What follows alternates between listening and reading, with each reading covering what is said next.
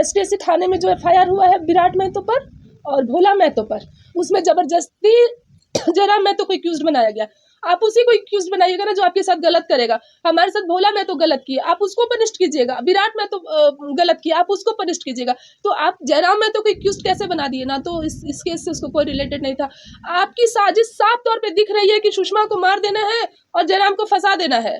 जब मैं जयराम महतो के बारे में एफिडेविट फाइल की कोर्ट में कि पुलिस के द्वारा, प्रशासन के द्वारा, राज्य सरकार के द्वारा मेरी हत्या कराने का प्रयास किया जा रहा है, मुझे फ़ोन आया था और मुझसे संपर्क किए थे कि आप जयराम महतो के बारे में लिख के दीजिए कि वो मुझे धमकी दे रहा है, जबकि वो मुझे धमकी नहीं दिए हैं। तो मैं झूठ कैसे लिखकर आपको दे दूँ? इसका मतलब है कि वो धमकी वाला पेपर जब मैं आपको देती, आप मेरे ऊपर हमला करा दे और आप जयराम महतो को पकड़ के जेल में बंद कर देते कि आपसे उसकी जान को खतरा था।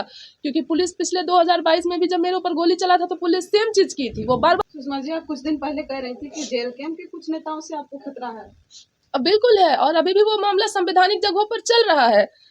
जो मामला चल रहा था वो विराट महतो, भोला महतो अभी भी कोर्ट में चल रहा है, लेकिन वो बात अलग है जो यहीं के हैं, अरगोड़ा थाना के हैं। और हाँ, अरगोड़ा थाना के हैं। और उसके बाद में DSP तक हमें बोल दिए कि सुरक्षा तो प्रधानमंत्री इंदिरा गांधी का भी था, लेकिन भी वो मारी गई ना। तो आप और आज जो प्रेस कॉन्फ्रेंस रखी हूँ उसका मेन मुख्य कारण है जयराम महतो से रिलेटेड है कि जयराम महतो मुझे हत्या करने के लिए मुझे धमकी मिल रही है और मुझे मारकर जयराम महतो को फंसा देने का राज्य सरकार का जो साजिश है उसी के बारे में बताना चाहती हूँ कि मैं दो साल से झारखंड हाई कोर्ट में PIL दायर की हूँ और उस PIL में महिलाओं से रिलेटेड फाइल किया है कि महिलाओं को त्वरित न्याय मिल सके। जिस महिलाओं के साथ में कुछ भी दुर्व्यवहार होता है तो राज्य सरकार के यहाँ ऐसी कोई व्यवस्था नहीं है, ना तो यहाँ महिला आयोग है, ना ही कोई व्यवस्था है।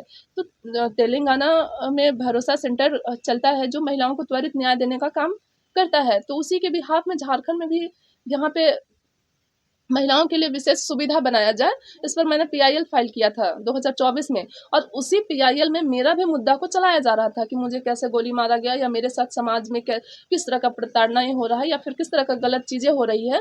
तो इतने दिनों से सारा चीज़ बिल्कुल सही चल रहा था और अचानक से जब मैं जयराम महतो के बारे में एफिडेविट फाइल की कोर्ट में कि पुलिस के द्वारा, प्रशासन के द्वारा, राज्य सरकार के द्वारा मेरी हत्या कराने का प्रयास किया जा रहा है, मुझे फ़ोन आया था और मुझसे संपर्क किए थे कि आप जयराम महतो के बारे में लिख के दीजिए कि वो मुझे धमकी दे रहा है, जबकि वो मुझे धमकी नहीं दिए हैं। तो मैं झूठ कैसे लिखकर आपको दे दूँ? इसका मतलब है कि वो धमकी वाला पेपर जब मैं आपको देती, आप मेरे ऊपर हमला करा दे और आप जयराम महतो को पकड़ के जेल में बंद कर देते कि आपसे उसकी जान को खतरा था। क्योंकि पुलिस पिछले 2022 में भी जब मेरे ऊपर गोली चला था तो पुलिस सेम चीज़ की थी। वो बार बार एक ही चीज़ दोहराना चाहती है कि जो क्रिमिनल थे, अपराधी थे, उनको भरोसा दिला दी कि आपको मार दीजिए उसको, आपको केस में नहीं लाया जाएगा। लेकिन जब मैं जिंदा रही तब तो ये FIR हुआ, मर जाती तो कुछ नहीं होता। तो जैसे ही जयराम महतो के लिए मैं वहाँ पे प्रोटेस्ट फाइल की हाई कोर्ट में, तुरंत कल सुनवाई था, तुरंत उस केस से मुझे बाहर निकाल दिया गया।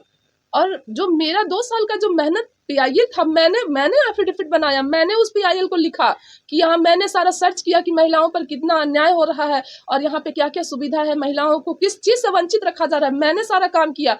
और अचानक से मुख्य न्यायाधीश कहते हैं, चीफ जस्टिस कहते हैं कि हमने इसको सो मोटो ले लिया है और आप इस केस से बाहर हो गई हैं। मतलब राज्य सरकार इतना गिर चुकी है कि आप मेरी हत्या करा के उसको फंसा देंगे, अपनी राजनीति रोटी सेकने के लिए आप मेरे साथ इतना दुर्व्यवहार करेंगे। जब हम लोग लोकतांत्रिक देश में रहते हैं और यहाँ न्याय की व्यवस्था है, और जब न्याय पर से ही भरोसा उठ जाएगा तो फिर हम क्या करेंगे? हमारे पास क्या ऑप्शन रह जाएगा? या तो गोली खाओ, या तो मरो, या तो मार दो। हमारे पास तो बस 3 ही ऑप्शन बच जाएगा ना। सुषमा जी, आप कुछ दिन पहले कह रही थी कि जेल कैंप के कुछ नेताओं से आपको खतरा है। बिल्कुल है, और अभी भी वो मामला संवैधानिक जगहों पर चल रहा है।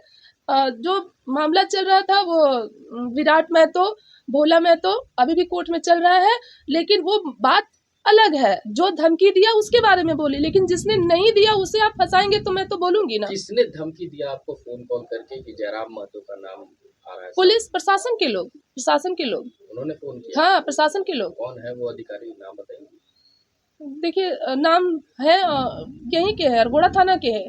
और हाँ अरगोड़ा थाना के हैं। और उसके बाद में डीएसपी तक हमें बोल दिए कि सुरक्षा तो प्रधानमंत्री इंदिरा गांधी का भी था, लेकिन भी वो मारी गई ना, तो आप इतना वो मत दिखाइए कि हमारी जान बच जाएगी। नंबर से कॉल आया वो नंबर तो होगा ना आपके पास, वो दिखा सकते हैं।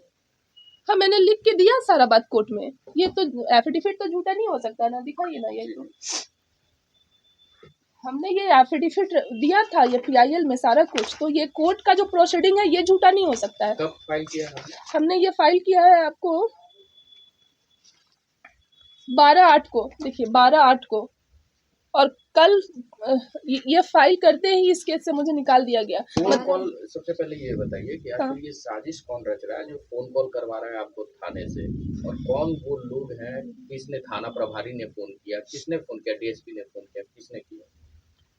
थाना प्रभारी और सारे तथ्यों को वो अपना बचाने के लिए, अपने आप को बचाने के लिए वो मेरे साथ इस तरह का काम करने की है। इसमें जो राज्य सरकार है वो मिली हुई है, क्योंकि अगर इतने बड़े पैमाने पे साजिश हो रही है तो बिना राज्य सरकार के सहमति का नहीं होगा। मतलब थाना प्रभारी आपको फोन करके बोलते हैं कि आप जयराम महतो का नाम लिख दो कि वो मरवाना चाहते हैं? हाँ, क्योंकि STSC थाने में जो FIR हुआ है विराट महतो पर और भोला महतो पर, उसमें जबरदस्ती जयराम महतो को एक्यूज्ड बनाया गया। आप उसी को एक्यूज्ड बनाइएगा ना जो आपके साथ गलत करेगा। हमारे साथ भोला महतो गलत किया, आप उसको पनिश्ड कीजिएगा। विराट महतो गलत किया, आप उसको पनिश्ड कीजिएगा। तो आप जयराम महतो को एक्यूज्ड कैसे बना दिए ना? तो इस केस से उसको कोई रिलेटेड नहीं था। आपकी साजिश साफ तौर पे दिख रही है कि सुषमा को मार देना है और जयराम को फंसा देना है।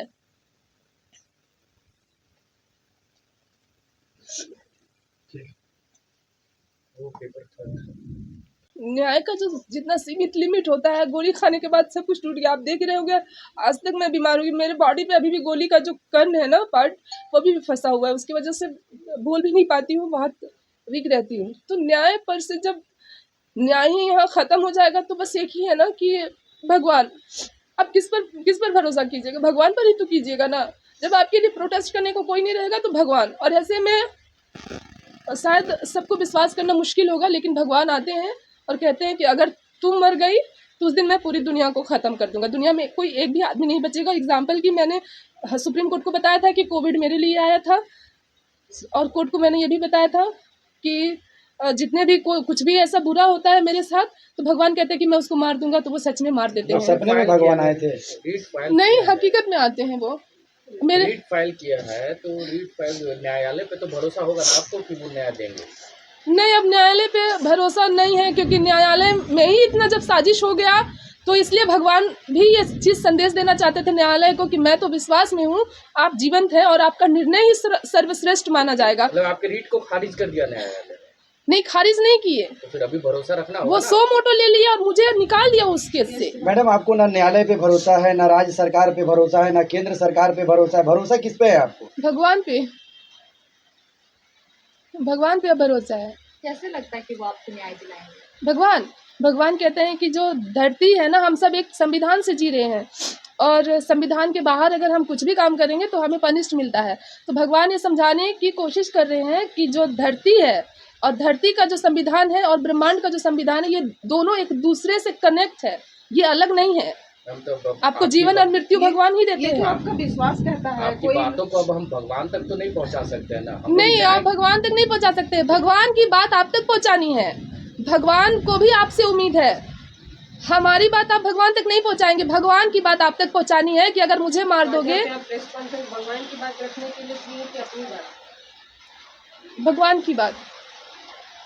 भगवान ये भी कहते हैं कि पद्मा तुम ही मेरी सती हो और इस वक्त पद्मा सती हो और तुम धरती पर मनुष्य जीवन को जी रही हो। अगर मैं भगवान की पत्नी हूँ और मेरे पास साक्ष्य है, उन्होंने साक्ष्य दिया है और मेरे पास अगर साक्ष्य है तो वाकई में प्रलय आएगा। मैं ऐसे मरूंगी तो प्रलय आएगा और इस चीज़ को पूरी दुनिया देखेगी, पूरी दुनिया नष्ट हो जाएगी। लोग तो आपको कहेंगे कि ये मेंटल हो गई है, सोच के इस तरीके का माइंड में आता होगा कि भगवान उनसे मिलने आते हैं।